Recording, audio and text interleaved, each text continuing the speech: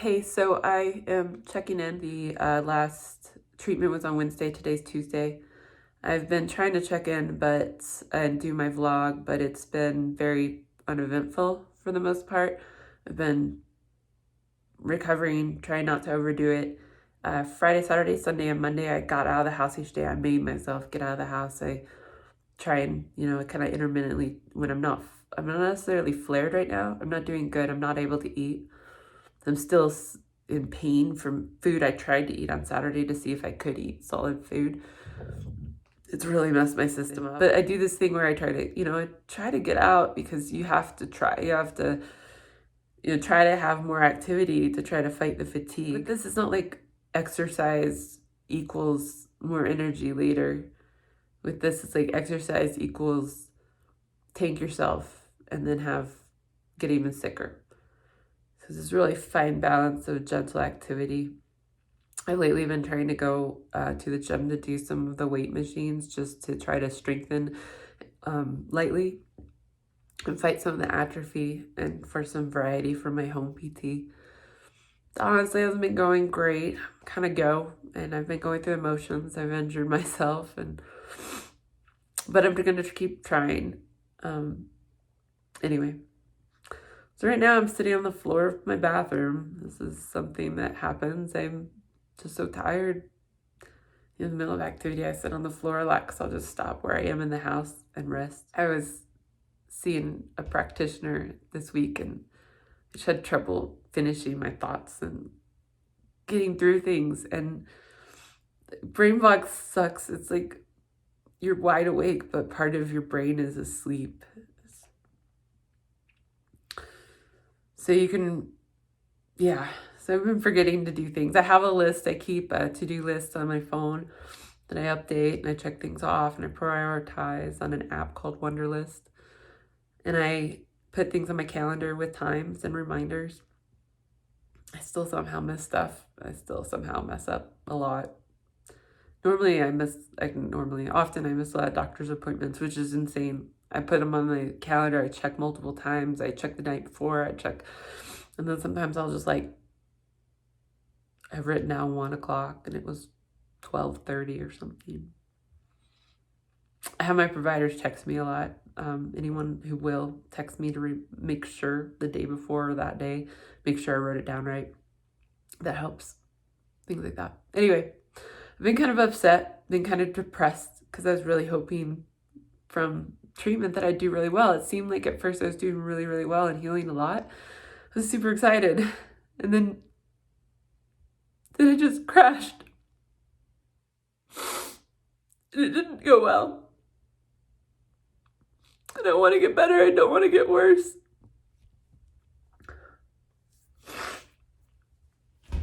I want my life back.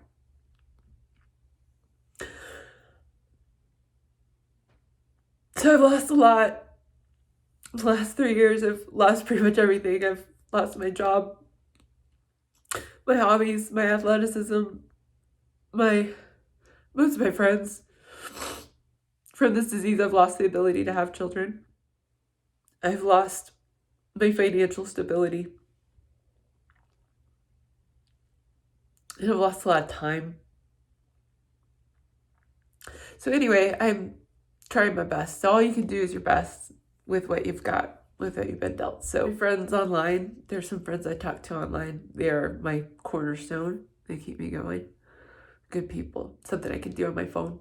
It's all on my phone. So I can do that from laying down. I can do it from the floor of my bathroom. I can do it when I'm resting in the car after a doctor's appointment, So it's kind of a nice thing. So one of the other reasons I'm upset today is I have a trip planned today.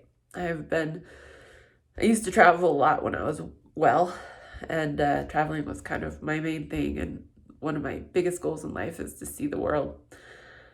And I had gotten started, but then I got sick and I couldn't travel. So my boyfriend had this great idea that we would go and check out this thing we've heard about for people with autoimmune diseases. It's a cold water therapy it's an idea that originated in Iceland. In Iceland, I guess traditionally there's something about swimming in cold water, like swimming in the Atlantic or swimming in these lakes and stuff. They're very cold. And there's a guy named Wim Hof, and he made this method a little bit famous by doing some things on TV, but then scientists have tested his body and he has extremely low inflammation levels. And there's a theory that it could be really good for people with autoimmune conditions. So I've been interested in this and started following it. There's a class tomorrow in Reykjavik that I signed up for, that me and my boyfriend signed up for, that I really want to go to and try. But I was hoping to be feeling better than this. I need to be feeling better than this to even do the class, for them to even let me. So I'm going to do everything I can to get better, to physically get there. It's going to be hard.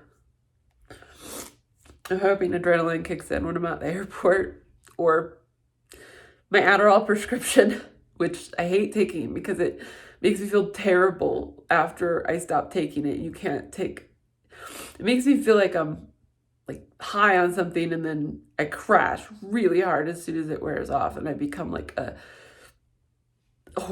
horrible. The crash is horrible, and I'm worthless for days. So that's a last resort, last ditch item in emergency situations or really important things and events that I'll use occasionally, but I really hate to. So that's it's tomorrow, so I better get on that plane today. I'm going to try. I'll check back in with a video on how it went, if I make it, if I do, we'll see. It's always a risk when planning anything, whether it's the trip or simply even just planning to meet somebody for coffee sometime. It never seems to, or rarely seems to work out as planned. But it's a pretty expensive trip, and I really want to do this class. I really want to check out this cold water therapy method. I'm really hopeful. People have said it makes them feel better, at least, like sharper cognitively, maybe for a little bit. I took a cold water shower. I've been trying those, and it does seem to make me feel sharper for a bit, but I don't know if it helps over time or not. It's encouraging that Wim Hof guy has really low inflammation levels, and he does this all the time. So I want to learn from the source. I want to learn from one of these schools that knows all about it, and not just, some people online. And I want to reclaim a little bit of my old life. I want to remember what it was like to do things that I love, like travel. The other reason we're doing this is treatment failed once in August. That was the first time I had an allergic reaction. It's really, really scary, because while I'm not getting better the last couple of years and have been declining in a lot of ways, treatment has staved off the massive decline, and it stopped this really severe decline I had at first when I was untreated. I would have died. It wouldn't have taken all that long either. But IVIG has stopped that. IVIG has put me in a place where I am able to, walk around, get out of bed, do things in the house for myself, do basic tasks of life. And there's a hope that IVIG could cure me eventually. It's not moving very fast, and I'm not on the track right now. And I really want to be on that track with the people who reach cure. I've tried, I feel like I've exhausted everything there is in the typical medicine spectrum to reach that cure. I read all the time about, whether it's cancer patients or an MS patient or somebody who's come up with something that helped them and they got miraculously better, whether it's like diet or some supplements or mental attitude or whatever it is. So I'm basically looking for all of those things.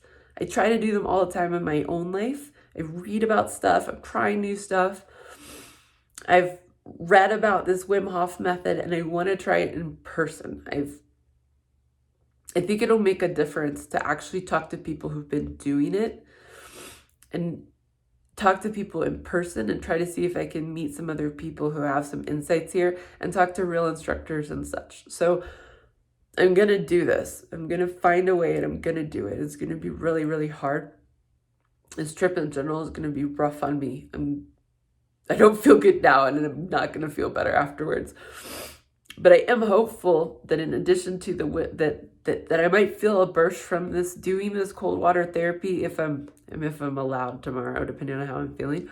And then we're also going to hot springs, and the hot springs here in Colorado have helped me a lot. There's another reason we had the idea of going to Iceland, because it's famous for all of these hot springs. Hot springs all around the world have different minerals in them, and those minerals can provide different health benefits that are, a little bit like people not exactly sure what they're doing. Some of them, they do know exactly what they're doing. But I know I felt a lot better from the springs here. Back when I was healthy, I went on a trip once to Turkey, and I had one of the best days of my whole life going to this hot spring in this place called Pamukkale. And you climb this hill and you go in this hot spring. It's a Roman bath, and it was there since Roman times. And it was a healing place that people came in Roman times. There's a necropolis there because it didn't actually cure people. Lots of people were dying there, but lots of people were at least feeling better on their way down going to this hot spring. And I definitely felt like $1,000,000. If I could go back there right now, I would, but Turkey's a little dicey with the whole attacking Syria thing. So that's not happening. So I'd like to try some other hot springs. Icelanders swear by swimming in hot springs and swimming in cold water. And they do seem to have a pretty, decent idea here with the low inflammation levels and the cold water therapy. I think there's some merit to it. So I'm going to try it. Yeah, I have been to specialists, I've been to Mayo Clinic, I've been to these places, and they haven't had answers other than what we're trying already. So I've got to try new stuff. If I can at least even just feel better, that'll be worth it. Even if I can feel better for a week, that'll be worth it. And I can say I had that week this year that was awesome. And I'll feel like I haven't lost everything yet. With that treatment that failed in August, I may get worse. I'm sorry, that's what I meant to say earlier. We know that this, in general, treatment could stop working at any point. And then I could be toast, and it will happen quickly. I will quickly be in bed all the time. I will quickly not have, it's hard to travel now, but it will be impossible at some point. So, if I decline, if treatment stop working, and it would happen fast. I would not have a heads up. There's not a doctor's meeting where they're like, you have 3 months to get some stuff done, and then you're going to feel bad. No, what will happen is that week it won't work, and then I'll feel really bad and I'll stay home a lot. And then the next week it won't get better, and then treatment will happen again and it won't get better, and then I'll just get worse and worse and worse and worse and stay at home and till I can't leave anymore. So, logically, one should, when they can, do what they can when you have a prognosis like that, a possible prognosis like that. So that's what I'm going to do. I'm going to give this a shot. It may wreck me completely, but it may help me a lot. I'm really hopeful. I'm going to try to stay positive and try to be really tough about how painful this traveling is going to be today and how exhausted I am. And thank my boyfriend for being willing to drag my butt across over an ocean to go to Iceland, and all the difficulties travel will be and how much he's going to have to help me every second of the way. So thankful. He's amazing. Not very many people in the world do something like this for somebody else. And he was willing to do it in a heartbeat. So lucky. So I'm going to go, and I'm going to check back in and tell you guys how it went. If I'm sharp enough, I'll remember to take some footage of actually doing the cold water swimming. That's the hope. All right. Fingers crossed for me. Sorry to cry, I promise. I promise I won't cry on the next video unless it's tears of joy. All right. You guys have a great day. Thanks.